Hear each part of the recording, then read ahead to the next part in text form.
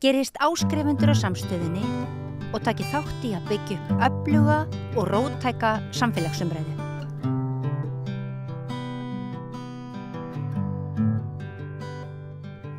Sæl aftur og velkomin að rauðaborðinu. Það ekki mjög rautt, rauðaborðið. Það fullt af dóti. Við erum hérna samankomin, ég og nokkrir aktivistar. Unnur Andrea, Tinna, Diddi, Gutta og Pétur Eggers, veriði velkomin öll sömul. Takk fyrir. Við ætlum að fara í bara jólafundur. Þetta þetta bara síðasta rauðaborðsinnslag fyrir jól. Og okkur fannst svona kjörið að ljúka þessu með skilaboðum til dæmis til ráðamanna og bara svona skemmtilegu léttunótunum þið vitið. Þið búin að ákveða hvað þið ætlaði að fundra? Já, ég ætla að byrja líka, ég veit ekki hvað ég ætla að byrja á. Ég hef verið að fundra undanfarið og þetta hefur nú verið svona samvinnuverkefni, þannig ég með svona tilbúið sýnisotn. Ef það í lagi, má ég sýna? Ég bara alveg endilega. Þetta svona, við höfum verið að gera félagarnir, sum hérna. Svona, þetta svona eins og til að strengja á jólatrí eða upp á vegg eða eitthvað svona. Það aðeins að greiða úr þessari flækju. Ætlarðu að bæta við þetta? Já, svo við þurfum að gera fleiri Þetta ég veit ekki hvað þetta er orðið langt Ertu búin að ákveða tréð þú ætlar að setja þetta? Já, ég er búin að ákveða það. Gaman að því. Já, á hvað tréð ætlar að setja þetta? Það er svona pínu lind. Það kemur ljós. Það kemur ljós, mögulega Og svo er þetta líka hérna, sem er svona skemmtilegt, sem er líka hægt að hengja á tré. Þetta getur líka verið svona til og frá miði. Eða akkurat, ég hugsaði það líka, setti eitt svoleiðis, þetta skrifa einhverja fallega kveðju, einmitt, sem við þurfum að maður kannski hugsa eitthvað upp núna. Ég ætla bara að afklæða mig hérna. Já. Þannig að það er hægt að gera margt fallegt. Þetta er svona eins og professional fundurstund. Já, þetta er einmitt. Þetta er með svona tilbúið sýnir. Svona afturkvæmt í fólki. Þegar fólk saminaðist yfir hérna svona fyrir fréttir og svo er ég með ekki tilbúið. En fundraði einhvern tímann eitthvað upp úr þessum þáttum? Þú veist, var einhver sem satt spenntur og svona klifti út samhliða þeim sem að fundraði onni mann í sjónvarpinu? Er þetta ekki bara svona unboxing-vídeó en á YouTube? Jú, það er bara gaman að horfa á þetta. Heiðarlega hafa ég bara ekki síðast að þætti, ég veit ekki hvað er það að tala.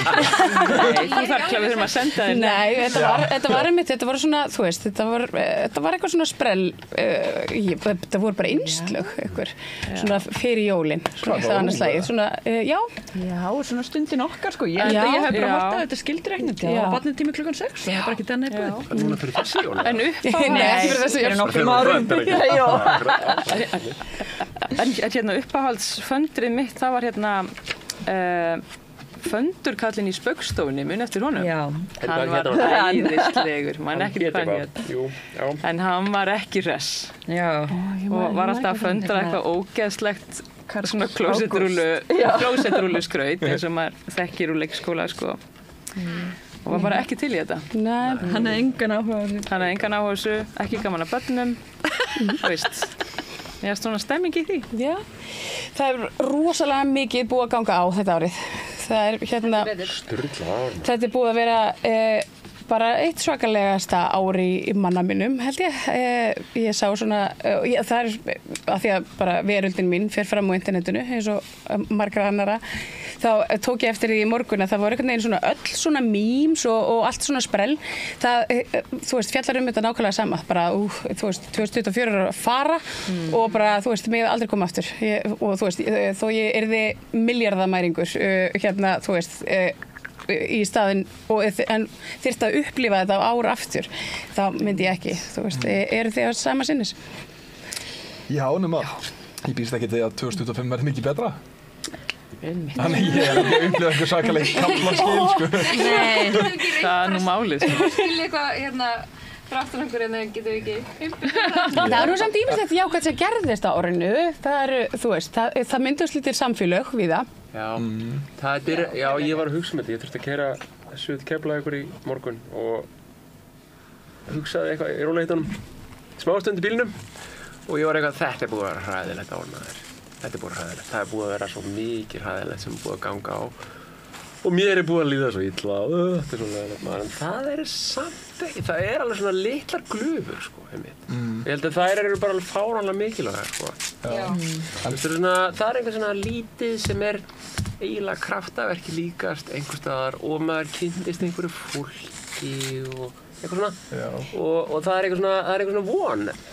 Smá, sko. Já, við gætum einmitt verið föst ennþá í bara þessum sömu hjólfurum og einhvern veginn bara, þú veist, bara hérna í sko kassanum og kapitalismanum og bara einhvern veginn svona harkinu sem að, þú veist, einhvern veginn, sko, allavega mínu lífi, þá breyttist allt annað bara, það COVID, þá áttaði maður sig á því að, þú veist, það var bara einhvern veginn, samfélagi gengur alveg upp þó að fólk væri bara heima á sér og hérna, og þú veist, og það var einhvern veginn, það var svona það var svona fyrsta sprungan sem myndaðist í, þú veist, bara svona heimsýnina manns. Svo einhvern veginn þetta bara búið að vera bara ár af ári, bara meira og meira og meira og núna erum við bara komin á eitthvað stað sem að ég hélt að bara einhvern veginn við myndum ekki komast á. En mér hefði ekki getað ímyndað mér það, sko. Nei, nákvæmlega. Ég allan sko persónulega það fannst mér eins og árið þegar Trump vann, það voru svona 2 viðburðir bara áður fyrir. Það fyrst þegar Trump vann forsetakosningarnar í Bandaríkjunum. Já, það 2017. Ég trúði varla, það var ekki 2016. Jú, 2016, já. Og eitthvað svona, það í raunverulega að gerast? Og síðan var COVID, þegar bara allur heimurinn lokaði. Allur heimurinn á viku og bara allt COVID. En það þriðja hefur verið núna bara þetta þjóðmorð og þú veist, ekki bara það sem er að gerast, það sem bara allur heimurinn að horfa á bara fólk, hérna, helmingurinn af þessu fólki börn verið að drepa þau inn í fangelsi en líka bara hvernig, þú veist, allir eru búin að bara afneita því. Það hefði ekki órað fyrir þessu. En við erum líka svolítið, sko, það var þessi vitundarvakning ástand á Gaza og það var einhvern veginn, þetta umtaluð varð svona smá hreyfing, í smá stund eftir síðasta vetur einhvern veginn, en svona, mín tilfinning allavega svo að fólk sé aftur bara komið með puttana í eyrun og einhvern veginn svona, við erum bara hægt að tala þú veist, að okkur líða eitthvað illa yfir því sem að sé að gerast. Þetta svona alveg, ertu ennþá að tala um það? Já, það kannski, þú veist, ég menna kannski það líka eðlileg viðbrögð bara mannskepnunar bara til að reyna að lifa af, þú veist. En maður þarf svolítið samt að þú veist, finnst mér líka að svona þvinga sig til að halda fókus. Já, algjörlega. En þetta hefur alltaf verið svona að einhverju leyti þó að þetta þjóðamorð vissulega gífurleg stigmögnun í þessar útþenslustefnu við vestursins og það sjokkerandi að sjá, þú veist, aðkomu nágrannaríkja okkar og aðkomu okkar af þessum hörmungum.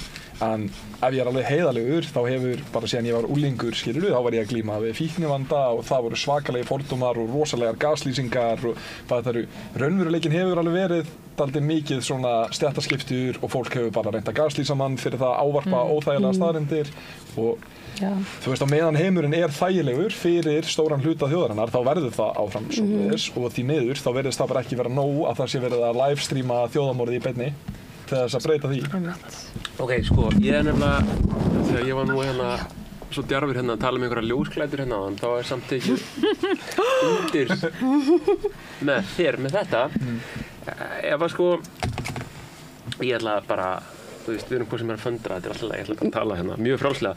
Sko, ef það eitthvað samhengi á milli þess hvernig mann líður sjálfum og þess sem að gerast í heiminum, ef allir eru, þú veist, hluti af hinu sama sem ég held að séum þá held ég að, þú veist, það sem ég lærði á þessu ári sjálfa mig bendir til þess að maður eigi að varast að halda að við séum komin að einhverjum endimörkum þjáningarinnar og nú fær eitthvað gott að gerast. Ég held að sé alveg hellingur af þjáningu í boði eftir, áfram. Ég held að sé mjög mikið í boði. Við erum bara svona léttu nótunum. Í boði. Já, já, algjörlega. Ég held að taka þjáningu. Ég veit ekki, ég held allt, sko, kannski pínu spes þessu leyti. Ég komst að þið líka í samtali á þann að ég aldrei að halda jólatónleika út af því að mér finnst allt svona ótrúlega, svona forseraður hressleiki ótrúlega deprimerandi og öll jólatónlist sem að mér finnst falleg öllum sko eiginlega svona melankólíuna, sko. Og mér finnst eiginlega bara verið hress ef ég má vera leið. Og þess vegna finnst mér, sko, ég sé svo mikla fegurð í því hversu mörg hafa séð í gegnum hlutina, mögulega á þessu ári og mörg sem maður sér í baráttu sem maður aldrei séð áður og já, þannig að það eiginlega aðalega það sem ég sé, sko. En út af því einmitt, þú veist, heimurinn hefur alltaf verið ljótur og maður alltaf einu ekki skrítinn fyrir að tala sko, heimsvaldastefnu sem staðreind. Já. Það stór munur. Já, og það bara ótrúlega frelsandi fyrir mig og því ég hef alist upp hjá fólki þar sem heimsvaldastefnan var daglegur. Það var bara umræði við matarborði, sko. Og við vorum alltaf skrítin. Akkurat. Ég meina það ekkert langt síðan að kannski má það ekki ennþá segja orðið auðvald. Þegar Sólveig Anna fyrir nokkrum árum fór að tala auðvaldið, það bara, þetta svo gamaldags orðræða og skilurðu, en auðvaldið hefur aldrei verið sterkara. Einmitt og elítu og meira þess að bara fólk sem, þegar maður ræðir að við búum í kapitalísku samfélagi og allt þetta og fær framan í sig eitthvað, ég nenni ekki svo hægra vinstra dæmi. Það bara, þú veist, að nenni ekki að fræðast, sko.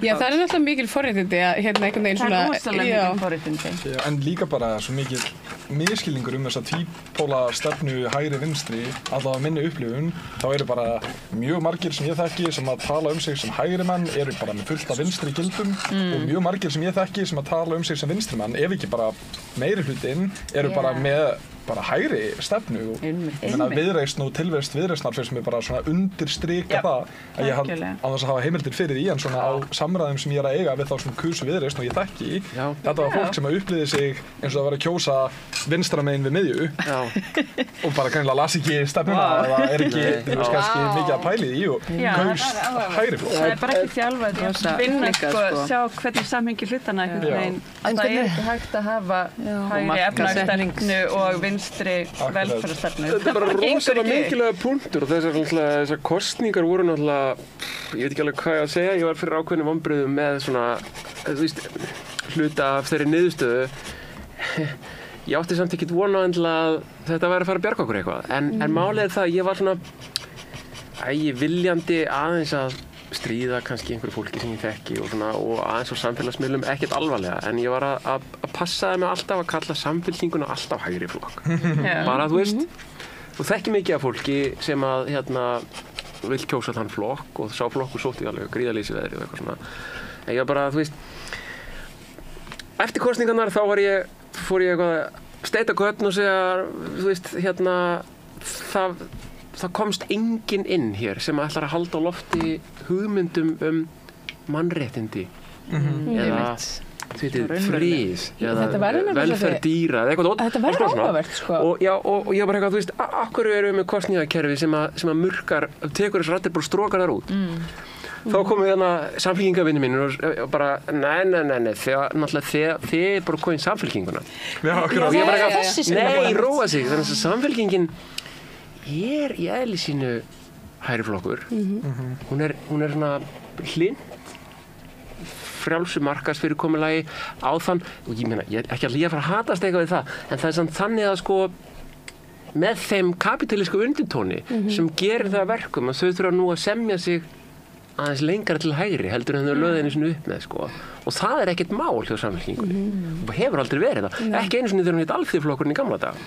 Og þannig að, þú veist, ok, ég er bara passað með að kalla Samfylkinguna hægri flokk og það var eitthvað, fólk var eitthvað svona, nei, þetta er náttúrulega sameiginlega reglívar vinstri apparatið. Ég bara, nei, ekki nema þeir tali gegn þjóðarmorði Ekki nema þið, þú veist, ætlið að koma böndum aðeins á hennan trista kapitalisma það sem við erum að biðja þetta er svo mikið svona bare minimum Já, akkurat þú veist, það er bara að kalla hlutunni allavega réttum nöfnum þú veist, bara please Mér finnst líka bara stangast svo á að þú veist, við erum í núverandi hagkerfi sem er kapitalískt hagkerfi og er skapað af útþensluríkjum og það er að drepa okkur og það skiptir engu máli hvað þið finnst einhvern frjálsan markað að þetta er augljóslega ekki sjálfbært fyrirkomulag og þú veist, ég vinn í sprotageiranum ég er í starfsumhverfi bara svona það sem er mjög hægra megin og ég sé ekki fyrir mér neina framtíð þar sem það er ekki verið að rækta nýsköpun en það er þessi hugmynd það að það séu bara vinstri kommunistar á móti hægri frjálshyggju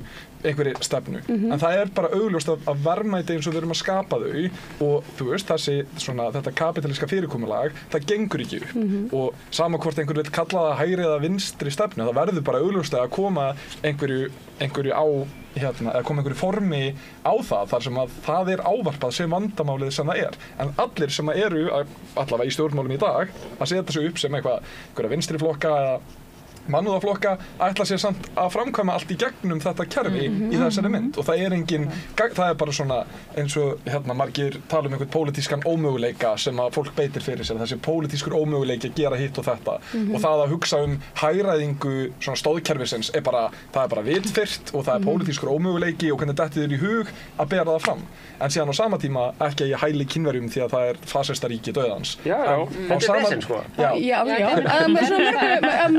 að mörgu leyti, en svo verðum við líka að við náttúrulega erum óbúslega lituð af óreiðri vesturveldana þegar kemur að Kína og Norður Kóreu og Rússlandi og þessum löndum sem að okkur hefur verið talað trúa að séu bara í öxulveldi hins illa. En þetta kannski bara við kenna svona fávísku að mörguleiti. Já, ég hugsa einmitt að það sé, akkurat, það sé þú veist, ég meina auðvitað, það eru, ég hugsa að allstaðar það sem að það er einhver svona yfirstétt sem fer með völd yfir fólki í x langan tíma, þá bara, þú veist, það bara býr til aðstæður og sem að einhvern veginn svona verða til þess að fólk mun verða misnotað og fólk mun misnota vald sitt.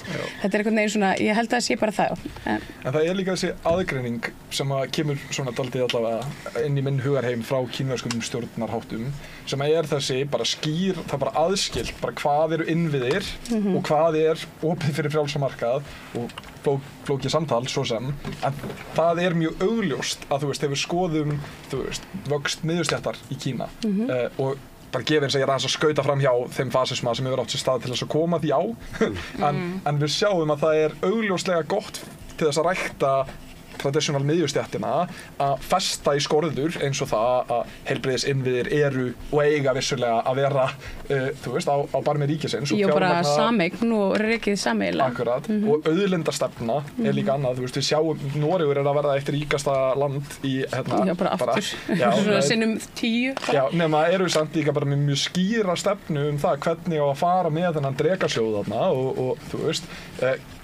að það sé þjóðareign þar í kring. Þetta er allt mjög skýrar stefnur sem að miðlaði að byggja upp miðjustéttina en þá er bara einhver svona firring, það er bara verið að tala útlendingalög, við erum bara láta eins og það sé bara eitthvað, þú veist, bara jihad að fara að taka yfir og bara við erum ekki bara að fara frá þjóðkirkjunni. Þetta er einmitt bara smjörklípa. Þetta er í gangi allstaðar, er það ekki? Er þetta ekki bara menningarströmmur sem kemur til okkar frá? Jú, þetta er líka bara, ég hugsa þetta sé, þú veist, þetta er auðvitað, sko, það eru svona félags- og sagnfræðilegar kenningar sem að svona, þú veist, styðja að þegar svona heimsveldi eru að hrynja þá ráðast þau á sitt eigið fólk og svona berja frá sér.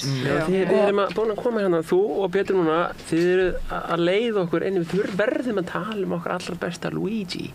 Hann er symptom á þessu þannig að þú veit að sko við erum með ultrakapitalist hagkerfi og svo erum við með líka þú veist eitthvað ultra eitthvað annað einhvers annað við erum að tala þeim bæði Kína og Bandaríkin eða eitthvað og þú veist þú varst að tala heilbrigðiskerfið og það verður að vera þú veist ríkið verður að hafa með það að segja eitthvað annars fer þetta þannig að ef fólk þú veist, hvað kosta 2 svona pennar til þess að sprauta sig við sykursýki í Bandaríkjunum eða þú veist ekki kreyður að kosta $6,000 eða eitthvað svona. Þetta er bara svo algjörlega og svo eru fyrirtækinu og segja bara nei, þú færð ekki þetta og þá þarf bara að ampútera það eyðileggjast útlimnar fólki, það þarf bara að höggva þetta við hné og eitthvað svona og Bandaríkin bara þar og ég meina þú veist, einhver verður þreyttur kemur í ljós þegar hann verður þreyttur og lætur vaða ég meina fólk kannski ekki endilega að fagna því að einhver hafi verið myrtur en fólk algjörlega búið að missa allt úthald gagnvart þessari djöflasýru sko. Og þetta er líka svona einhvern veginn fyrir við báða hérna flokka Já. Bæði, sko, Trumpararnir, þetta saminar alla Þetta snýst bara mannúð Þetta snýst bara mannúð, þetta er svolítið áhvert Já, algjörlega Saminar stéttina sem að þú veist, vissi kannski bara ekki alveg fyrir að þau ættu svona mikið saman. Já, það er alltaf svo mikið svona hávaði, þú veist, í eitthvað svona, þú veist, transfólk, þú veist, klósett, þú veist, kennsluefni í grunnskólum og hérna, þú veist, nokkrar palestínskar hræður sem að hérna leita skjóls. Þú veist, það er svo mikið eitthvað svona, einmitt, og það verður bara svona eins og, þetta er svona eins og það er að suð í útvarpinu eitthvað neginn svona, og svo, þú veist, það þarf bara svona aðeins að svona stilla það, fínstilla það til þess að heyra en þú veist og til þess að ná einhvern veginn saman. En ég meina þetta divide and conquer sem strategía er bara mjög vel þekkt að þú skiptir þínu eigin fólki upp í andstæðu hópa og gerir það helst eitthvað sem að varðar ekkert raunveruleg málefni sem að varðar hvorugan hópin og þannig aðvegaleiðir alla umræðu og fær fólk upp á móti hvert öðru og við heldur, þú veist, ég meina Netanyahu gerir þetta. Bjarni Benediktsson gerir þetta þegar hann talaði tjaldbúðirnar. Já, einmitt. Og þú veist, ef maður, sko, mér finnst leiðilegt að sjá að þú veist, þessir svona Andrew Tate karakterar eða, þú veist, ungir kallmenn bara á mínum aldri sem að byrja eitthvað ferðalag á internetinu í einhverju sjálfshjálparskyni og bara kallmenn eru svo sannarlega, bara geðheilsa kallmanna er vanræktuð, menntun kallmanna er vanræktuð, það þú veist, rosa margt sem er óávarpað og þeir leita á internetið og þeir finna einhverja sjálfshjálpagúrúa sem að þetta svona eiginlega bara kristna hægri er bara búið að taka yfir og leið og þeir byrja að subscribe einhverja sjálfshjálp þarna og hún er farin að snerta því að þá sjónna allir aðrir þessa karaktera. Þannig að það er bara leið og einhver er orðin bara hverju, já ég var að hlusta hérna á Jordan Peterson og það bara, nei, annarkvort þá færið eitthvað sem er bara, já ég elska Jordan Peterson og hérna bara allt sem hann segir er rétt og bara ertu búin að hlusta á Andrew Tate eða þú færið eitthvað sem segir bara, já þú kemur aldrei aftur í mat til mín. Þannig að það er eins og það er bara það er ekkert reyns þarna á milli og það mér finnst það eiginlega bara sárt því að þú veist, ég á marga vinir sem er bara mjög mikið spunnið í og þú veist, þurfa félagslegan stuðning og voru bara að leita sér að einhverju svona, já, en þú veist, en það er líka bara þetta, þú veist, samfélag karla, það er svo veikt, þú veist, það er svo, og þú veist, og ég hugsa oft, sko, þú veist, eins og hérna í gær var ég með hérna forsvarskonu kvennaatkvæðisins og hana hérna Þórdís Elfur sem er með hérna sérhæfis í svona net hérna nýð og við vorum að tala þetta út frá auðvitað reynslu heimi kvenna en það er sko, það má ekki gleyma því að þú veist að þetta er bara sikk hvor vasinn og sömu buxunum, við ólumst allir upp í sama samfélaginu sko. En við bara duttum einhvern veginn svona sikk hvor megin við og við megum ekki gleyma því að þú veist að hérna, þetta toxic samfélag sem að konur eru einhvern veginn að reyna að brjótast út úr karlar þurfa líka að reyna að brjótast þaðan út. Öll þessi polarisering hún skiptir máli og það er hérna þið vitið það að og ég mér finnst trans-samfélagið svo æðislegt, ég hrifinn að því sko. Það dregur fram svo mikið af þeir skjóta kollinum allir þessir Jordan Peterson gaurar og allir hérna og hún hérna J.K. Rowling og allt fólkið bara og hann hérna skáldið þarna í Skerjafirði og allt þetta lið sko í alvörinni og hérna skáldið í Skerjafirði sem býr á Ítalíu já, eitthvað svona og ég meina ekki eins og slæmt með þessu málið er það að við verðum að fá að sjá þetta við getum ekkert gert ef við vitum ekki að það er þarna já, en líka bara sína þú veist, sama þegar maður er að hugsa bara almenning í Ísrael, skilur maður verður að sína skilning og saman það er bara að þú getur ekki skilið aðstæður sem fólk er í og ef maður lætur eins og þetta sé allt bara byggt á hatri og það er bara rangkomin þetta er alveg grundvallar að því að þú veist, og ef maður er staddur þar þá fer maður bara sjálfur í hatrið og það er ekki eins gott. Nei, en það er, þú veist, það er erfitt að halda, þú veist, þannig verður maður bara svo, maður er búin að sjá bara það mikið, það er rosalega erfitt að vera bara einhvern veginn, þú veist, ég get hugsað ákveðna einstaklinga sem ég hef hitt í Ísrael og ég þarf að hugsa til þeirra meðvitað til þess að hugsa bara, þú veist, ég óska ekki neinum neitt illt, þú veist, það er bara, skilurðu, að því að maður verður svo rosalegri, maður skilur hvernig, einhvern veginn, þú veist, hatur hefur aldrei gleypt við mér, ég hef aldrei hatað neitt, en ég get einhvern veginn á einhvern hátt skilið bara, þú veist, eftir að séð einhvern veginn hvernig fólk getur bara, eitthvað getur drifið fólk til illa verka. Algjörlega, svo það maður náttúrulega að sko geta einhvern veginn beint haturinu á réttan stað. Það er náttúrulega, einmitt, það þú veist, þjónar bara engum nema auðvaldinu að þú veist að fara síðan að ráðast á jafningar sína bara annars staðar. Þetta er svolítið, þú veist, þetta er að því að sko hatrið og ég held að ég hafi sagt þetta hérna við borðið svolítið oft vegna þess að ég hef hugsað þetta svo mikið með hatrið að því að ég man, þú veist, sko, ekki beint hatrið heldur bara svona reiðina, bara reiðina og þú veist, og reiðinu þetta getur orðið svona, þú veist, þegar þú fókuserar reiðinu í einhverja ínátt þá þetta verður hún hatursfull en hérna reiðin er eitthvað svona er hreyfi Hún er bara orka líka. Sem er bara, þú veist, þetta er bara tilfinning en þetta er rosalega sterk tilfinning af því að hún kveikir upp eitthvað svona eld í fólki og þú veist, og þess vegna er einhvern veginn samfélagið þreytist ekki á að segja manni að slappa af ekki vera svona reið maður á líka bara að skamma sín fyrir að vera reið það er maður á ekki inn í þessa reiði og maður á bara eitthvað, þú veist, einhvern veginn að bara, nei, herðu, við förum nú ekki að æsa okkur yfir þessu og þú veist, eða talaðu með þú veist, þessi er alltaf svo reiður og hérna, aktívistar þau eru nú alltaf svo reið yfir öllu og hérna, en sko þetta er það sem breytir veröldinni, það er einmitt reitt fólk. En síðan er líka langum að taka fram að þú veist, ég tala það að sýna eitthvað skilning og samkennd og eitthvað, ég er mjög hávaxinn, þú veist, ljósarður hvítur karlmaður á Íslandi, mjög ákveðinn og á ekki erfitt með það að, þú veist, taka mótlæti. Það er mjög auðvelt fyrir mig að segja þetta, eitthvað, já, heyrðu, sýnum bara smá skilning og eitthvað, bara þegar, þú veist, ég tek eftir til dæmis, kærasta mín er bara fluggáfuð, þú veist, hún ætti alveg fullt erindi inn í þetta samtal, en þegar hún er að segja nákvæmlega sömu hluti og ég, við kallmann, sérstaklega, að þá bara, ég bara sé með einu augum að fólk bara dismissar. Það er bara kynbundið, skilur við og náttúrulega þessi, þú veist, þetta er layered og í allar áttir og ekkert bara kynið sem spilar hann inn í, en það er, ég meina að, þú veist, kallmenn sérstaklega sem að hafa áhrif og eru að sjá hvað er í gangi eiga að byrja að nálgast þetta, finnst mér, af meiri samúð og skilning því það verða að vera fundamental breytingar í það, þú veist, ef við ætlum að hætta að framleiða ofbeldisfulla karlmenn, þá verðum við að acknowledge að það er allt fullt af ofbeldisfullum karlmennum á ástæðu og það er ekki bara eitthvað bullshit sem að einmanna karlmenn er að tala og það er líka, sko, við þurfum að búa til samfélag sem að er, sko, og við þurfum átt okkur á því að, þú veist, við erum alltaf jafn sterk og veikasti hlekkurinn í okkar samfélagi.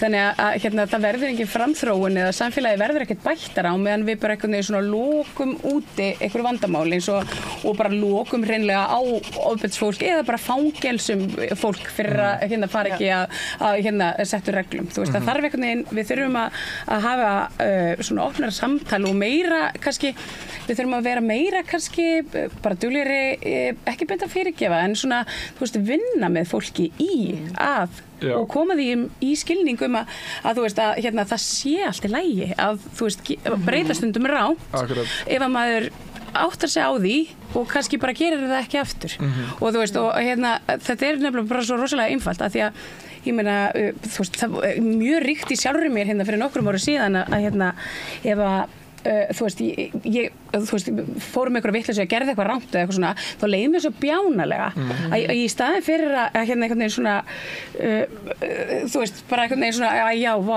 hljópa á mig, þá einhvern veginn svona eldist ég að reyna svona, þú veist já, fara í vörnum mitt og það, ég held að þetta sé bara, þetta er lagast en þetta var alveg átak þú veist, og þetta er alveg þannig það þarf að fara alveg í svona smá sjálfsvinnu og maður þarf að fatta að þú veist, bara eitthvað þú veist, þetta er allt í lagi þú veist, gerðu bara betur næst Já, samkennd er líka bara pongulítið það sem ég sá nú daginn var einhver rannsókn, ég held að það var íslensk að þið viti hvað ég er að tala um, það getið þið kannski droppað í en að bara samkennd hjá ungmennum er hverfandi. Já, það er þetta var var þetta ekki OECD og sem að kanna læsi og börn á Íslandi kunna ekki að lesa gags lengur og þau eru samkenndarlaus með önnur börn í OECD-regjunum. Ég er með þetta var PISA, já. Ég er með svo mikla ofurtrú á Gen Z krökkunum, kynslóð Z og þau sem eru fætt þau verðast bara að vera algjörir dicks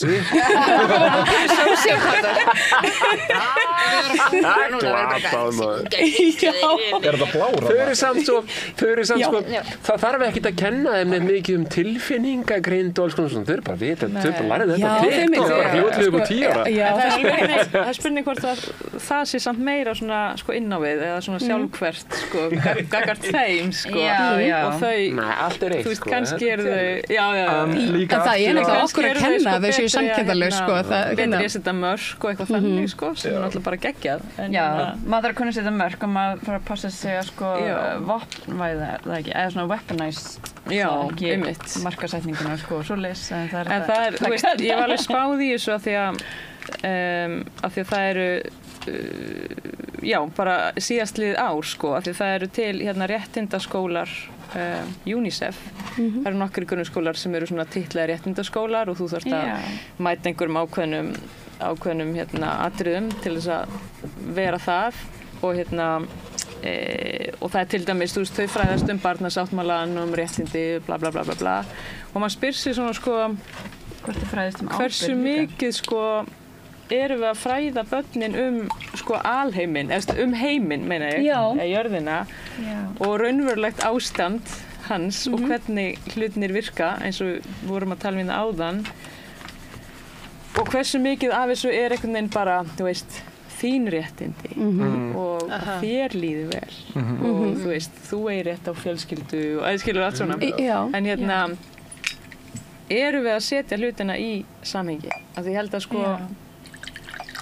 ég held að ef við kennum börnum bara mannréttindi sem að læra mannréttindi og bara geggjað, þá heldum að bara allir búi við einhver mannréttindi þú veist, en svo er það ekki þannig og ef þú lærir ekki það hvernig áttu þá að fara einhvern veginn fara þangað að reyna að þú veist, berjast fyrir þeim að reyna að berjast fyrir betra siðferði eða berjast gegn kerfinu eða það er líka, ég kannski sjá eigin forréttinda eða svona vera meðvitaður eigin forréttindablindu Akkurat að þú veist að það skiptir líka miklu máli að þú veist kunna meta svolítið Já, og öllum réttindum fylgi ábyrgð að það er eiginlega þau verða hvað segir maður bara réttindi missa algjörlega marks ef að fylgir ekki skyldur jafn mikil ábyrgð 100 kíló á réttindum hlýtur að fylgja 100 kíló af ábyrgð Akkurat, og eins og við erum að þú veist, tala um þú veist líka að nýta þessa forréttindastöðu þú veist, að til þess að tala máli hins góða eða sannleikans eða hvað við viljum kalla það, þú veist til þess að reyna að bæta heiminn og ég sá stuttaklipu eins og allt sem ég sé núna er bara eitthvað stuttaklippur það er bara búið að eyðileggja okkur hvernig voruð þið síðast á bíómynd til þess sem var ekki stuttaklippum ég sá stuttaklipu sem var tekin á einhverju viðtali við bandaríska konu þeldökka aktivista sem hafði hér á árum áður verið að berjast fyrir réttum svartra og hafði gert eitthvað ég veit ekki alveg hvað, ég þekki ekki þessa sögu hún er í fangelsi og er ennþá í fangelsi eins og allir í Bandaríkjum sem fara í fangelsi þeir eru bara alltaf í fangelsi það er eitthvað profit vinna á McDonalds og eitthvað skaffa penning fyrir stórfyrirtæki ok, það var ekki það sem ég ætlaði að brenna á þetta hliðarsaga þannig að hún var að segja að hún orðaði eitthvað svona soundbite bara fólk talar þeir talað um ofbeldi í aktivisma og það fordæmt, þá gleymir fólk, þá fólk að gleyma því að það takmarkið. Það friðsamlegt. Það heilagt, sko. Það ríkir jafnræði og eitthvað svona og það þarf kannski eitthvað að gerast á leiðinni, sko, sem óþægilegt. Og ég er ekki að segja að við hefum bara ofbeldisvæða alla baráttu, en þú veist, ég að tala þetta með reiðina og það kannski þarf, þú veist, það ekki víst að allt breytist bara með því að ég hugleiði heima hjá mér og kenni dætrum mínum það, sko. Nei, einmitt. Ég þarf kannski að gera eitthvað meira en það, sko. Augljóslega þörf líka á bara borgaralegri óhlýðni og mótspyrnu þegar staðan á Íslandi þannig að allavega í meginstraumins fjölmiðlum, þá það að setjast niður á jörðina talið vera það drastískar aðgerðir að það megi beita piparúða á kylfum, skilurðu. Þannig að það augljóslega bara þörf á það aðeins crank up the volume og bara láta þessar rafbyssuvæddu lögreglu þjóna svitna smá. Herðu, þú, Pétur, varst náttúrulega í þessum hópi sem að kærir lögreglu fyrir þetta. Hvað stendur það mál? Herðu, það næsta fyrirtæka, ef ég maður rétt, 9. janúar, ef ég maður rétt. En þetta var tekið fyrir, fyrsta fyrirtæka var fyrir mánuði síðan og já, þú veist, við erum núna, lögreglan hefur ekki ennþá, þú veist, hún neitaði sko að gefa okkur búkmyndavélarnar og dómarinn skilst mér hafi svona verið að krefjast þess að ef þau ætla að beita því í sinni vörn þá verðum við að fá aðgang að því. Já, þá verðum við væntanlega að fá að sjá öll mál. Já, ég meina ef þau beita því þá verðum við að fá að sjá þau og það náttúrulega bara mjög óeðlileg, vörn lögreglunar í alla staði óeðlileg og ekki að ég sé bjartsýnn á að þetta mál verði sigrað, skilurðu, það kerfið ekki þekkt fyrir það, en það bara strax off the bat bara allir rauðir fánar lögreglunar eru orðnir mjög sýnilegir og já, svo sem ekkert mikið meira að segja, okkar vörn mjög vel uppsett. Hvernig líður þér, þú veist, núna þegar þú lítur tilbaka og þú veist, bara núna síðustu mánuði, ég veit það því að ég veit hver þú ert, þá að þú veist, þú ert augljóslega búin að skipta svolítið kúrs bara hreinlega í allum þínum presens á internetinu, þetta hefur fengið á þig. Já, það hefur gert það, vissulega, en ég veit ekki, ég segi stundum, kannski ég bara í áfallaviðbragði og ég sé þetta betur eftir 5 ár, skilurðu, þannig að þú veist, með það, with that being said, að þú veist, ég allavega ekki í æpandi áfallaviðbragði og lífið hefur bara verið mjög stormasamt fyrir þetta og þú veist, ég hef bara verið orðið fyrir ólulegri handtöku sem var ekki dæmd óluleg og það eru bara, þú veist, alls konar sketchy hlutir sem að ég hef séð lögregluna gera áður og vorum með að ræða þetta við hittumst svona hópurinn sem að varð fyrir þessari árás lögreglunar sem að nota bene, þú veist, ég mætti þarna fyrir vinnu, við þekkjumst ekkert fyrir þetta, þetta bara handahófskennt og mjög áhugavert, þú veist, hún þarna Krista sem að verður fyrir, kannski vest fyrir Arnari, þarna fyrir neðan og þetta var sko fyrsta skipt á ævinnar sem hún mætir á mótmæli. Já, sturlað sko. Rosalega hart maður. Þetta er bara kólólulegt. Þetta er bara kólólulegt. Hún er svona konan sem þannig að tusku til bara á þessu mynd bara, hún er bara blinduð. Já, og bara rifið í hár og föt og þetta var alveg svona, maður hugsaði bara, þú veist, maður fekk alveg illt í hjartað af því að þetta einhvern veginn og þú veist, þetta öðruvísi, þú veist, auðvitað finnst manni ofbeldi, þú veist, óþægilegt að horfa á ofbeldi alveg sama hver á í hlut, en þetta svo nálægt, sko. Við erum komið þetta svo nálægt okkur og núna nú er þessi hópur farin að finna aðeins fyrir þessu, svona ægivaldi og ofbeldi yfirvalda og lögreglu fyrir að svona óhlýðnast. Akkurat. Já, og líka bara þetta svo augljóslega innan skilgreiningar borgaralegra óhlýðni og þetta bara frekar mild borgaraleg óhlýðni og þú veist, það bara í alla staði, það ekki hægt að horfa á þetta án þess að bara vilja vera delusional, eða skilur, og það bara æpandi augljóst að bara, ok, ef þið finnst þetta í lagi, þá ættu bara að horfa fram hjá öllu sem að eru svona grundvallar undirstöður samfélags. Það er vel, líka engin ógn á lögreglu. Þú veist, það hefur aldrei verið neitt ofbeldi gagnvart lögreglu. Sko, mesta leyti kannski smá málningarslettur, þú veist, that's it. Þannig að aldrei verið að setja lögreglumenn í hættu. Ég sá nú bara myndband í dag að hann skalla lögregluþjón á Íslandi. Já, ekki beitt piparúða á hann er bara tekinn af 2 lögreglumönnum. Var þetta hérna Mónakó? Já, ég held það. Já, ég sá þetta áðan. Þetta var frekar brútal, sko. Já, bara glata ömurlegt fyrir hann lögregluþjón. Já, alveg óþolandi, sko, að bara vera í vinnunni og verða fyrir þessu. Og það náttúrulega algjörlega ótengt aktivisma, en þú veist. Bara svo, þú veist, að velja sér þessa vinnu svolítið. Ég held það, sko, ég ætla bara að nenni ekki að vera sjálfsvitskoða mig hérna eitthvað. Nei, það bara ekki boðið. Óþarfi, sko. Málið það, ég er búinn að vinna eitthvað sem svona blaðamaður, blaðaljósmyndari og bara, þú veist, lengur en ég ætla að segja, sko. Svolítið lengi. Ég er ekkert svona gamall. En allavega, þarna, sko, ég held nánast að ég hafi verið með myndavél á lofti viðstaddur í bara eiginlega öllum svona uppákomum þar sem piparúða hefur verið beitt. Ég veit ekkert hvað löggan hefur beitt oft piparúða einhvers staðar heima hjá fólki eða eitthvað, ég hef ekki hugmynd það. En í mótmælum og svona, sko. Þetta hann í Skuggasundi, þetta var alveg, þetta komið bara mjög á óvart. Þessi beiting, þessi notkun, að vaða að fólki með, sko, stóru brúsana sem drífa langt og bara að þrýstilát spuna piparúða upp í vitin og augun á fólki alveg bara lengi einu. Þetta er rosalega vont og maður finnur þetta sko alveg lengi eftir. Þú veist, maður finnur svona eins og svona brunatilfinningu í húðinni alveg. Já, þetta er bara, ég veit ekkert af hverju þurft að gera þetta og af hverju í alvörunni talað. Herðu, ég get kannski sagt ykkur fréttir. Það var Áslaug Arna sem var í bílnum sem að kerði á lögregluna. Já, ég nefnilega sá bíl já, það var hérna bíl var bara hleypt í gegn manneskja sem er stendur minnari þekkir bílstjóran sem að vinnur fyrir eitthvað svona lúxusþjónustu og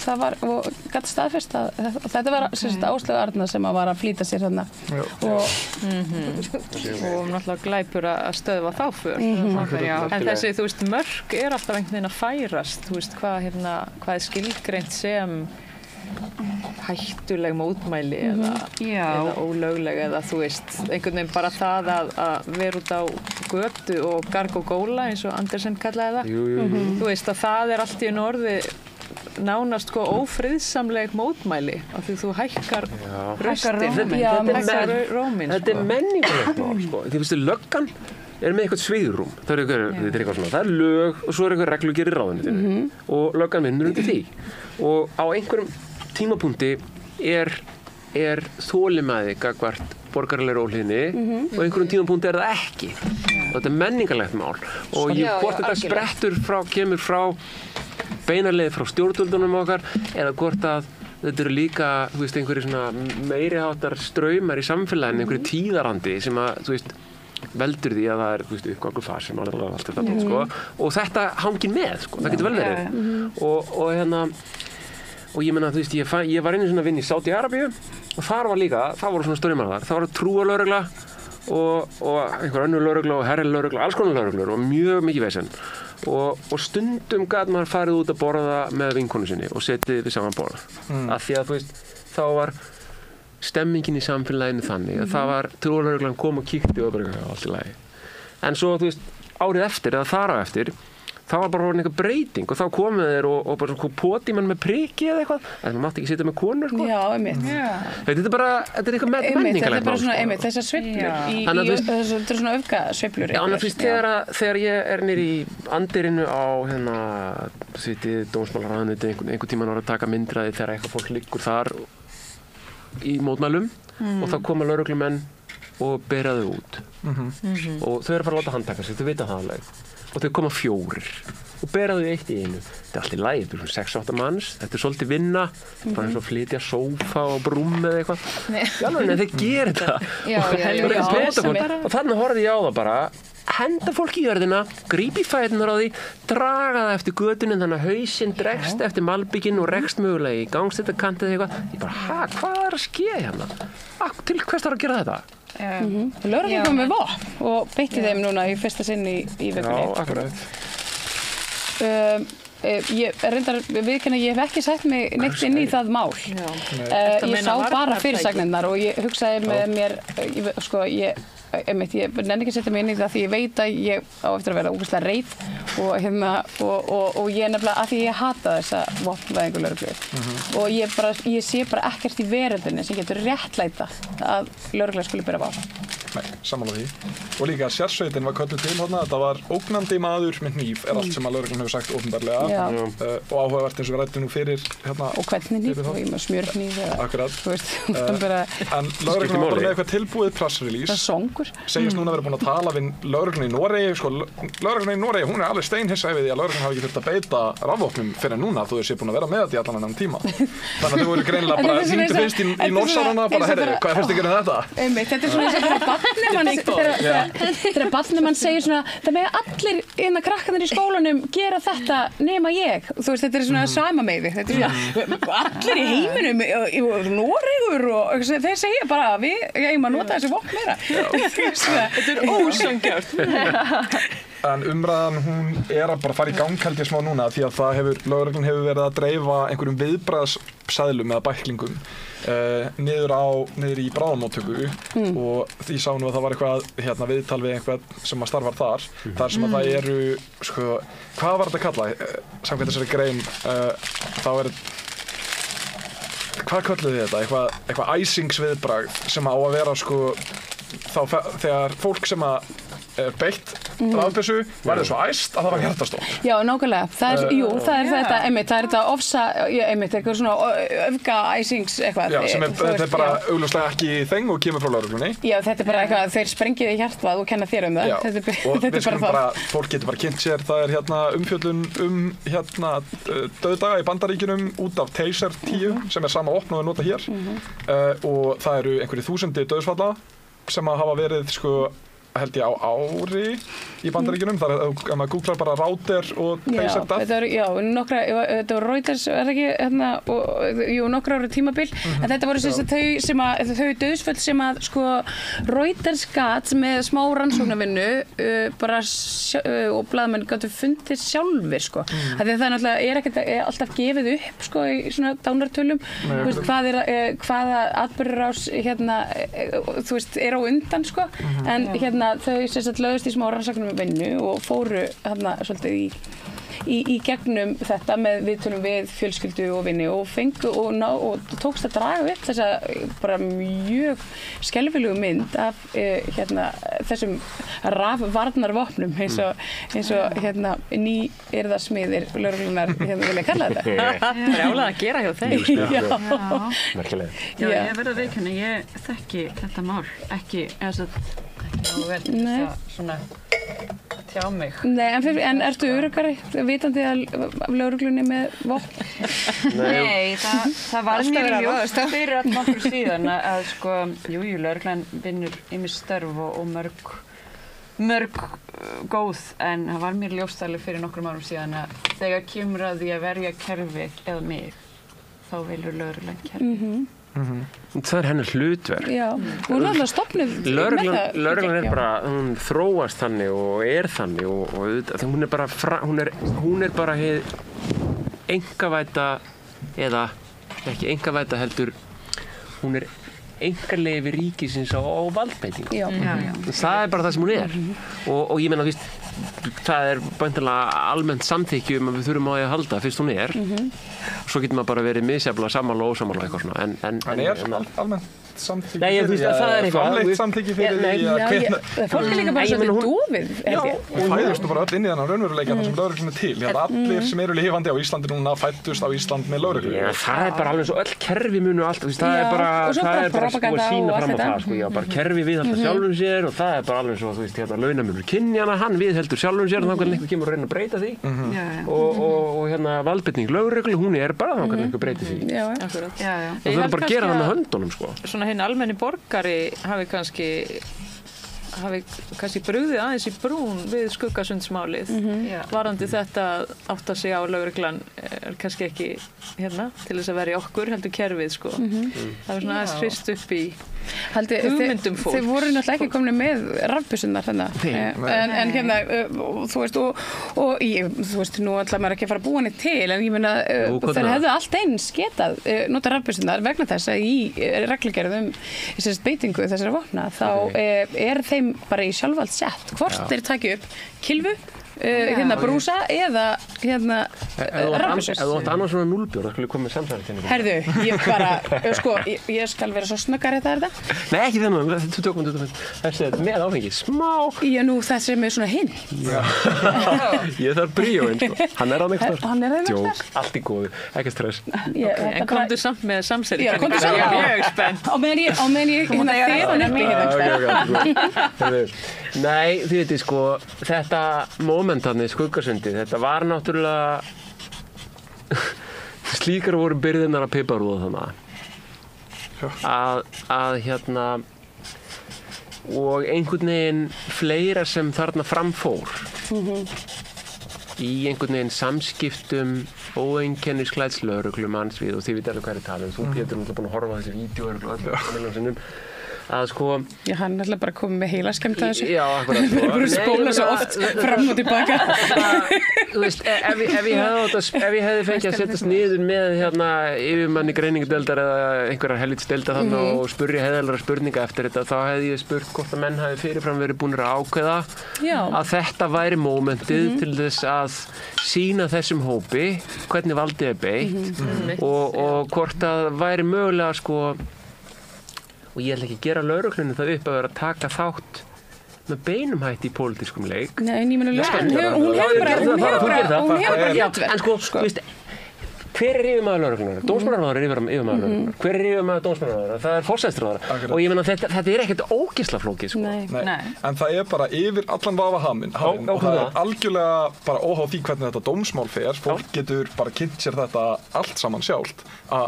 Sko, þegar lögreglan veitist að mótmælendum sem að liggja í jörðinni þá var nú þegar búið að ákveða að senda bílana þarna framan þar sem að bílarnir verða að keyra í gegnum þuga fólki fyrir aftan og ég er með myndefni fyrir aftan sem er tímasett þar sem það stendur einn mótmælandi sem að lögreglan hefur venjulega ef það eru mótmælandi fyrir framan þá sendur hún bílana fyrir aftan þarna er ákveðið og þetta er líka heimild frá bílstjóra þarna er ákveðið að það átti sko að sækja stjórnmálamenn fyrir aftan en það er ákveðið að fara í gegnum þvöguna. Samkvæmt skýrslunni frá lögreglu sem að þau þurftu að gera eftir að við kæriðum þá segir Arnar að sko fólkið fyrir neðan Skuggasund sem hafi verið ráðist á því að það var ekki borgaraleg óhlýðni í gangi þar, fólkið þar sá ekki hvað var að gerast hinum megin. Arnar lýgur því í skýrslunni að fólk hafi verið að snúa saman bökum og sennilega verið að plana það að ráðast inn í húsið sjálft sem er bara augljóst ekki staðan og fólkið þarna fyrir aftan þekktist ekki og þetta er aðalega bara einhverja mæður og bara mjög það er mæður með barnavagn lögreglan segir fólk með barnavagn eitthvað Makkastína syngja og eitthvað í alvörunni sko. Já, ég meina það er bara til myndefni af stemmingunni þarna fyrir aftan og ég veit að Vísir er með myndefni sem sýnir algjörlega stemminguna ég er með það myndefni í höndunum en ég get ekki birta því að Vísir birti það ekki og ég fekk það þannig í hendunar að ég ætla ekki að ganga gegn því en bara hvet Vísir til þess að gefa út allt myndefni sem sýnir alla stöðuna þarna því að hægt að sjá þessar örfáu hræður sem standa þarna fyrir neðan sko.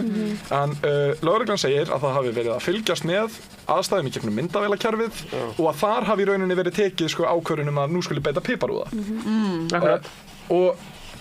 og gegn hverju? Nei, það er alltaf sem ég er að tala um. Ég horfði á þetta með þér. Já, akkurat. Þetta er sturlun. Þetta er bara gjörsamleg sturlun. Við sjáum líka á myndefni að það er þarna fyrir sérsveitarmaður sem er núna basically lífvörðurinn Bjarna Ben að starfi sem er að taka við skipun frá óeinkennisklæddum í jakkafutum þegar sem dreifir þessari skipun á meðan það er enginn að veitast að neinum og það er ekki búið að gefa skipanir til fólks að fjarlægja sig neðan úr götunni. Þannig að það eru gefnar skipanir að beita piparúða fyrir neðan Skuggasund áður en að fólki er sagt að fara frá fara frá að hleypa einhverju bíl í gegn og þú veist, þetta er bara augljóslega einbeittur brotavilji, það fer þarna hugsun fram. Já, það er verið að setja ákveðið fordæmi. Það er verið að setja ákveðið fordæmi. Það er annað mál sem að er svona augljóslega vera fordæmismál, það er nú gegn mér sjálfur persónulega og Semi og Solaris en það er ég fekk tilkynningu núna 13. desember að þessu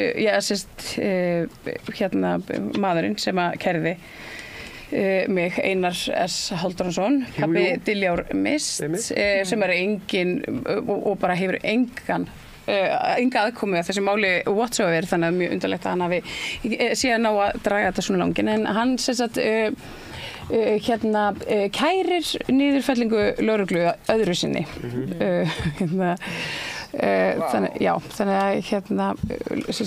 að núna þetta búið að fara, hann leggur fram kæru, lögregla skoða málið, finnur ekki neitt, vísar þessu frá og bara til undirritunar hjá ríkissaksóknara sem að finnur á rannsókninni formgalla sem að var sá að það vantaði einhverja undirskrift í viðhengi með tölvupósti frá ákærusviði þetta hefði ekkert með málið að gera.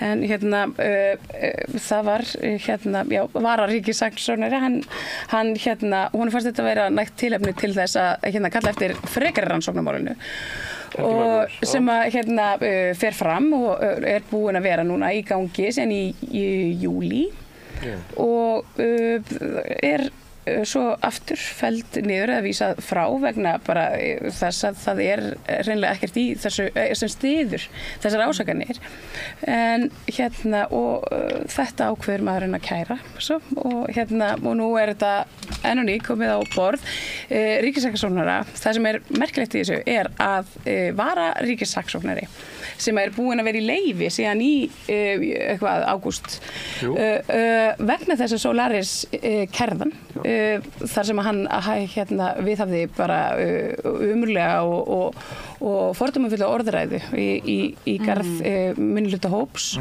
og samtakana Solaris líka sá maður ætlar að snúa aftur til vinnu núna á morgun einum degi fyrir jólafrí bara algjörlega svona fyrir einhverja tilviljun á sama tíma og þetta mál ratar aftur inn á hans skrifstofu. Þannig að þetta er svona ég ætla ekki að gera neitt upp eða en þetta ég klóra mig í kollinum yfir þessu Og fyrir þeir sem ekki þekkja þá er þetta vegna fjár Já, þetta er sem sagt opinber fjársöfnun bara sjálfboðaliða og Solaris sem og fjármunir sem fóru í að sækja fólk Getur við er einhverjum hagsmunum spilt með því að segja bara mjög stuttu máli frá því hvernig þessi peningar voru notaðir? Nei, ég meina það hefur alltaf legið fyrir Ég veit, það bara, þú veist Já, þetta var náttúrulega bara þannig að þeir fóru allir í það að bara greiða fyrir einhverjum þjónustu aðila fyrir fólk sem átti rétt af fjölskyldusameiningu og við erum ég og þú fórum þannig og þú varst helling í þessu einhver fleiri fóru kannski líka fannst þú þetta? Allavega, þetta var þannig að það er ferðaskrifstofa í Egyptalandi sem hafði það í valdi sínu að geta sótt fólk til Rafa og fyrir þessi þjónustu þurfti að borga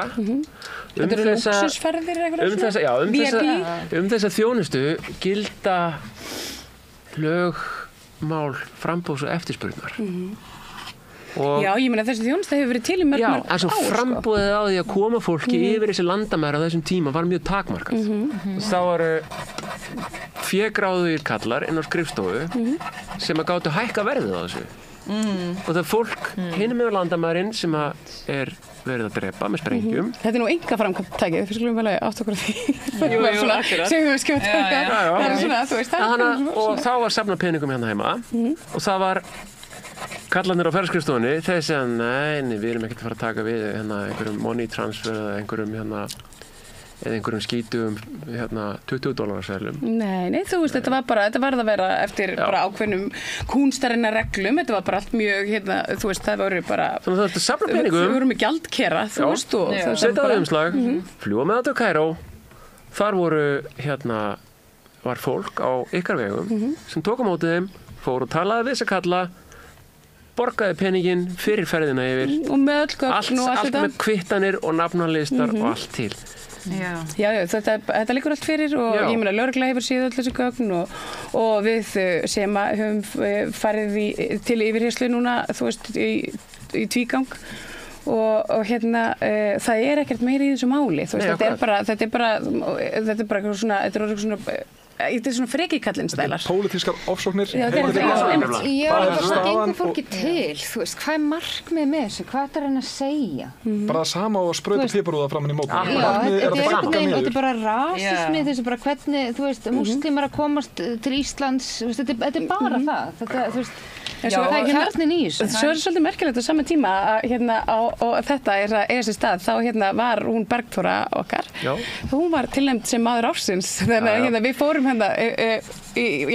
veist, fólk skilur þetta líka alveg, þú veist, það er fullt af fólki sem fattar og ég meina, þú veist, það er alltaf almenningur skilur þetta, en það eru yfirvaldið sem að virðist ekki alveg ná þessu. Skilur þetta alveg, fólk er bara misnota stöður sína. Mér finnst það að ég halda mönnum eins og honum ábyrgum fyrir svona ofsóknir. Þetta á að vera glæpsamlegt og það að lögregluembættið sjálft og bara dómstólar gefi eftir þessum djöfisins yfirgang þegar margsinnis búið að sýna fram á bókhaldið er löglegt, það er engar ólöglega mútugreiðslur að ræða og þau eiga bara að fá að komast upp með þetta og við sjáum öll umræðuna inn á stjórnmálaspjallinu. Það er það sem fólk er að safna saman og þetta er bara til þess gert að reyna að fá rasista Íslands upp á móti þér og sem.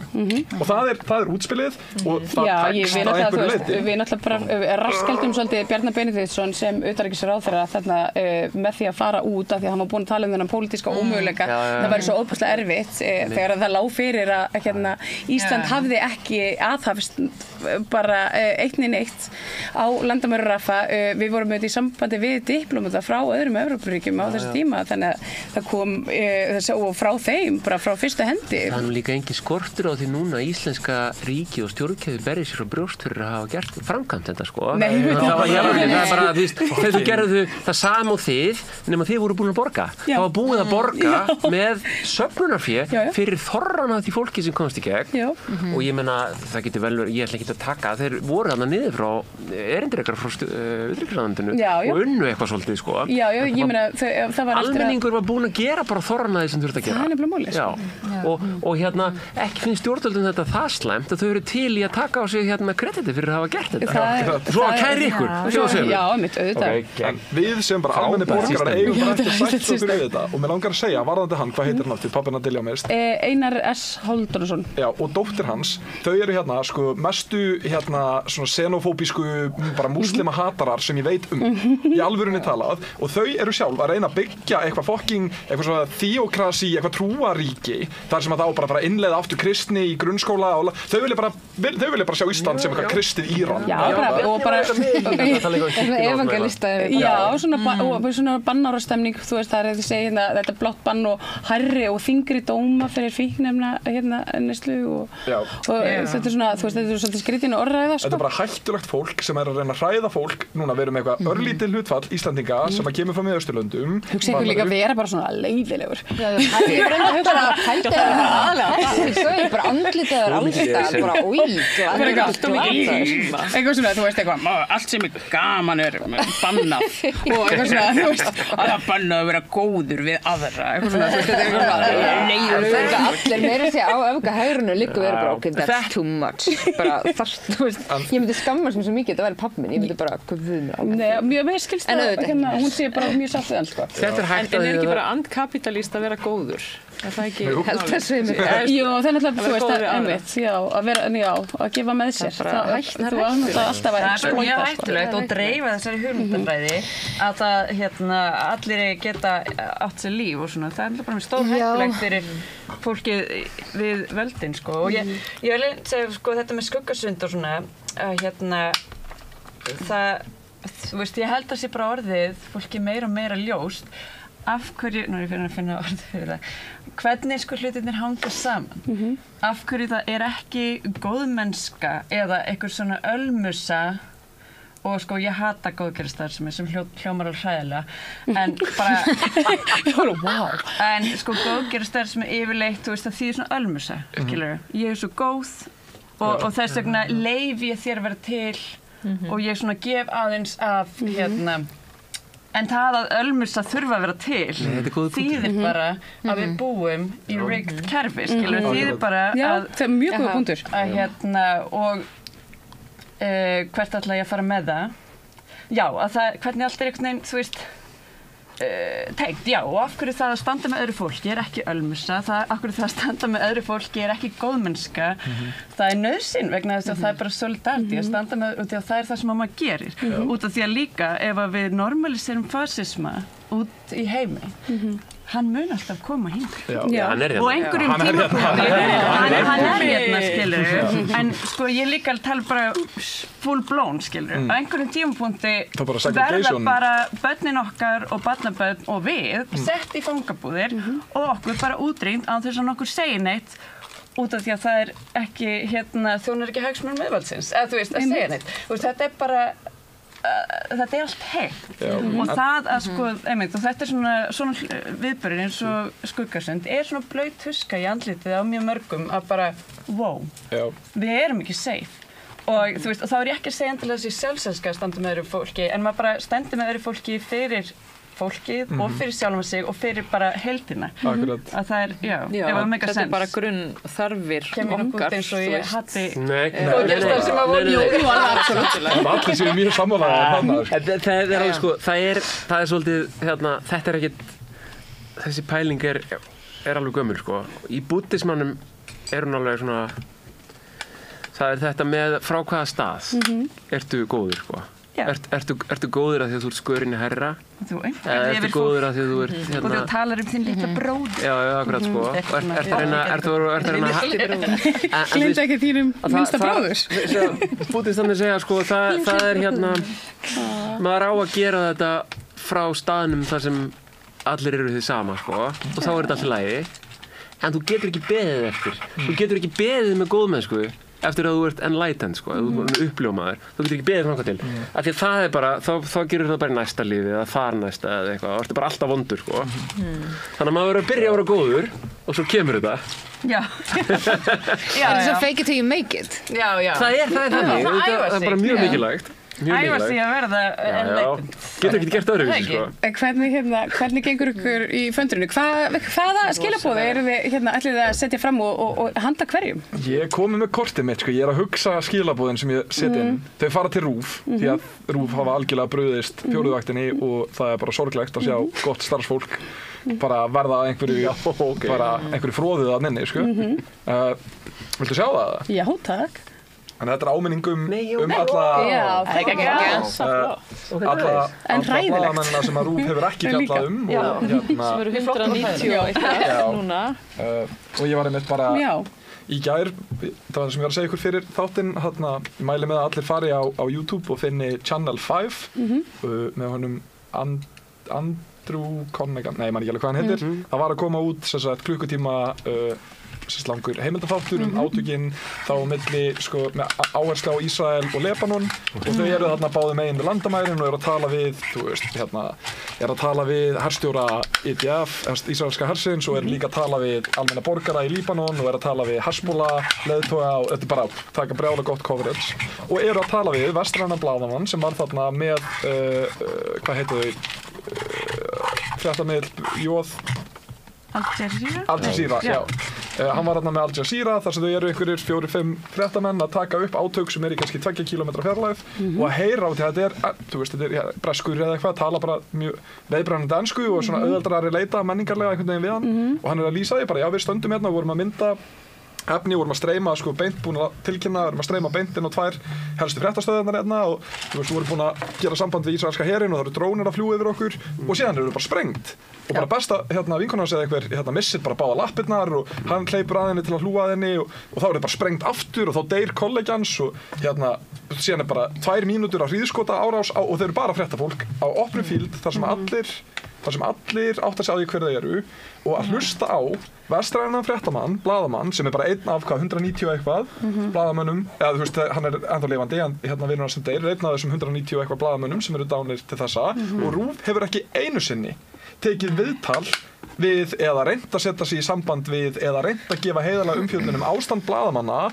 bara sko allt í kringum Ísrael, þetta ekki bara í Palestínu sko. Ástand síns eigins fólk. Já. Ég vil samt taka það fram að ég hef alveg verið í samskiptum við fréttafólk inni á RÚV sem gjörsamlega með hjartað á réttu stað en þau ekki yfirmenn sínir, skilurðu, þau hafa ekki valdið við ritstjórn eða fréttastjórn, skilurðu, og það er alls ekki beint að einstaklingum heldur Kjarval spyr sérstaklega heiðari því að hann algjörlega gjörsamlega vanhæfur í sitt starf. Algjörlega galið að það sé ekki búið að segja honum upp.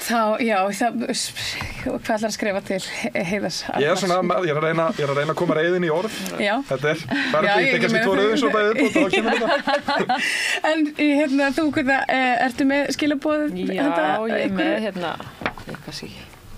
ég veit ekki hversu gott þetta sko, en ég er með 2 Eitt er ég á eftir að gera myndina sko. En eitt er til nýliða á Alþingi, fólk sem ekki verið í stjórnvölinn, sko. Já, kæri nýliði á Alþingi, gleðileg jól og farsælt komandi aðgerðaár. Megir þér bera gæfu til að standa með mannúð og siðferðislegum gildum vorrar menningar, vinna að hag þjóðarinnar og leita allra leiða til að binda enda á birtingarmynd stærsta siðferðisþrots heimsins, þjóðarmorðsins í Palestínu, kveðja íslensku ríkisborgari í sturlunar ástandi. Þetta ég átt að lesa þetta svona í myndavélina. Svo er ég með eitt sem ég veit ekki alveg hvort að ég ætla bara Þú að láta bara flakka. Er það ekki bara... Jú, klukkan á svo margt að það er enginn að horfa lengur. Þetta það eru 2 sem að fá þetta sitt hvort, sko. Það er annars vegar Bjarni Benediktsson og hins vegar Þórdís Kolbrún Reykfjörð Gylfadóttir. Til hamingju með jólin. Megir þú brenna í helvíti fyrir að styðja þjóðarmorð og eyðileggja innviði samfélagsins. Kveðja almennur borgari. Þetta er kannski aðeins eftir að breyta svona. Þú ættir að gera svo undirskriftarlista með fyrir okkur til að vera með þér í þessu. Svona hópkveðja. En þá er þetta svona við núna að segja að skammast þín fyrir að vera svona reið, ekki vera svona ekki vera svona reið, hættu að nota orðinu þín.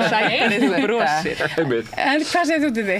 Ég er hérna með jólakort, það er ekki neitt svona textu á því, þetta er svona kids þetta er svona kids glimmir útgáfa af hvort þetta er sami maður en ekki, þetta er sem sagt Santa og Satan. Þeir eru báðir Þetta er svona, það er svona andkapitalískur undirtónn í þessu aðeins, sem var svona hugmyndin.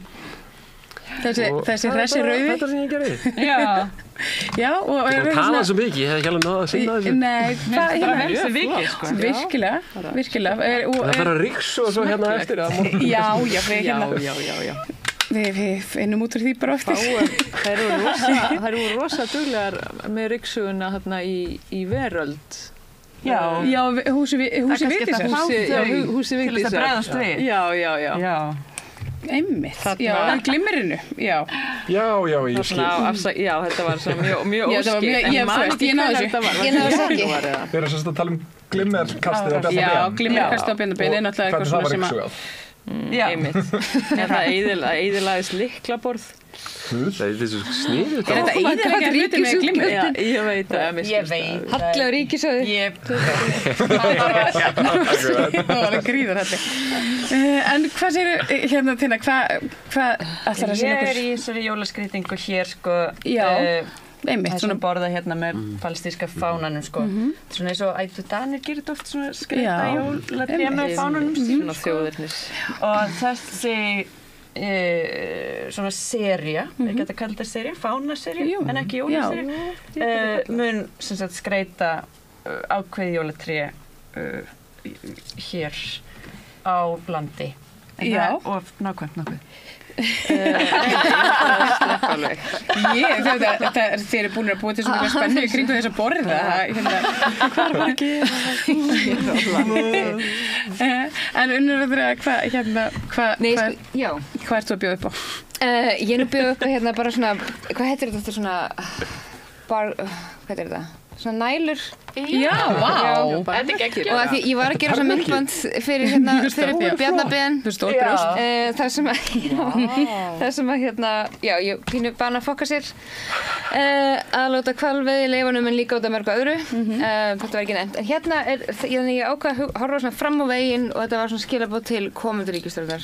Og í það minnsta viðskiptabann 2025. Já, ég svona til að manifesting. Já, einmitt. Þannig ég bara svona að reyna að sjá eitthvað jákvætt, ekki að vera alltaf svona reið og leið og þetta mun. Sko, ég trú að þau muni vera skarri. Ég trú að þau muni gera eitthvað. Og ég mun fagna því, þótt ég veit ég muni samt ekki vera 100% ánægð. Ég er svona bare minimum. Bare minimum? Já. En þú, hvað ert þú með? Herðu, ég er nú bara búin að búa til svona gjafaöskju sem að ég hugsaði mér að sko, ég annarkvort utanríkisráðherra fráfarandi Þórdís Kolbrún eða Bjarni Ben gætu, þú veist, vel fengið eitthvað svona, ég myndi kannski, veit ekki, kannski setja eitt svona konfektmóla í eða eitthvað og svo stendur nefnilega innan í, sko, eru skilabóðin I know what you did last genocide. Þetta er stórkostlegt. Já, þetta er svona jólandi, 90s hryllingsmynda jólandi. Sko, ánægður með þetta. Af því að þetta ekki lögbrot að bregðast ekki við? Jú, það það vissulega, jú. Við hefum eina skyldu í yfirstandandi þjóðamorði sem borgarar og yfirvöld og það er að stöðva það með öllum okkar ráðum. Nú eru 2 forsætisráðherrar sem hafa gerst sekir vanrækslu og þessu ábyrgðarhlutverki. Spurning hvort þess að þriðji gera það sama. Já, það verður bara það verður að sækja til saka fyrir það verður að sækja til saka fyrir ég hugsa að það gerist sko með tímanum að það verður uppgjör. Hlusta nú samt á meðvirknina í ungu stjórnmálamönnunum sem komið til þín í viðtal hverjir voru þetta frá Framsókn? Það voru Framsókn og Píratar og Samfylking og Sósíalistar. Allir rosalega til í það að vera með sko, já, við erum með mannréttindum í liði en ábyrgð, nú daldi, þú ert að ganga til þetta langt það er að halda fólki Kata, hún sagði nú að hún væri með Palestínu í liði, við erum búin að viðurkenna Palestínu. Hún Kata, hún svo frábær. Já, hún er voða góð stelpa. En þetta er allt bara voðalega flókið samt. Já, þetta er allt voðalega. Fyrst og fremst er þetta mjög flókið, já, og þú ert eitthvað að miskilja. Sko, diplómasía er listform og þú kannt það ekki. Og við kannski ég þarf að fara að slúta þessu því að annars verðum við fram á nótt og það er ekki hótt fyrir neitt. Já, þú veist, jú, það væri alveg bara mjög mikið stuði og taka marathon. Ég veit bara ekki alveg hvað Laufey Líndal tækni konu finnst það. Hún svona þarf kannski að fara að leggja sig bráðum. En ég bara þakka ykkur kærlega fyrir elsku besta fólk. Þetta var alveg stór skemmtilegt. Mikið gaman að búa til jólaskraut með ykkur. Er þessu út sjónvarp á nýárskvöld? Ég var að telja niður núna. Já, herðu, við verðum bara að koma aftur á nýjárs. Nei, þetta var nú bara, þetta var svona laufléttur jólafundurstáttur. Alveg mjög laufléttur. Erum við í beinni? Nei, við erum ekki beinni. Við erum einhvern veginn eftir. Við erum bara, já, við erum í fortíðinni. Við erum í framtíðinni. Ok, hér skulum við setja punkt. Þakka ykkur kærlega fyrir komuna og þakka ykkur fyrir aktivisman á árinu. Og bara það er búið að vera alveg frábært að fá ykkur og fylgjast með ykkur og öllum hinnum og við ætlum bara að ljúka þessu á svona nokkuð góðum nótum í kvöld. Hér er búið að vera líf og fjör og við bara óskum ykkur kæru áhorfendur og hlustendur nær og fjær gleðilegra jóla og þökkum ykkur kærlega frá Rauðaborðinu. Segðu það á Samstöðinni. Samstöðin er í eigu hlustenda, áhorfenda og lesenda. Sláist í hópinn og gerist áskrifendur.